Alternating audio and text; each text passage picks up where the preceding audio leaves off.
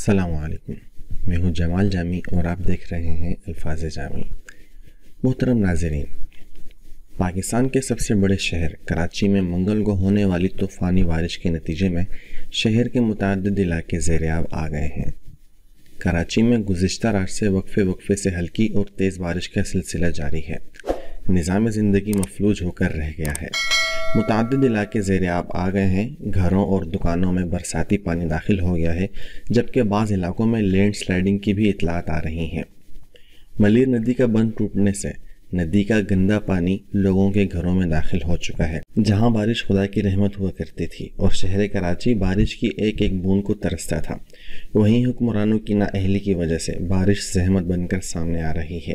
شاہراہیں ندی نالوں جیسا منظر پیش کر رہی ہیں۔ پسماندہ علاقوں میں بسنے والی غریب عوام پر آزمائش کی ایک اور گھڑی آن پڑی ہے۔ شاہراہوں پر کاریں اور موٹر سائیکلیں پانی کے بہاؤ کے ساتھ بہتی نظر آئی ہیں۔ در حقیقت کراچی کی صورتحال تشویشناک ہو چکی ہے۔ لاکھوں لوگ انتہائی پریشانی کے عالم میں ہیں۔ ان حالات میں جہاں ہمیں مادی طور پر اپنی حفاظت کرنی چاہیے، وہیں اللہ کی طرف رجوع اور دعائیں بھی کرنی چاہیے، اور ساتھ ہی اپنے ارد گرد نظر رکھ کر پریشان حال لوگوں کی خوب مدد کرنی چاہیے۔ یقیناً ان حالات اور ناقص انتظامات کے ذمہ دار ہمارے نااہل حکمران ہیں، جن کی نااہلی کی سزا عوام بھگت رہی ہے۔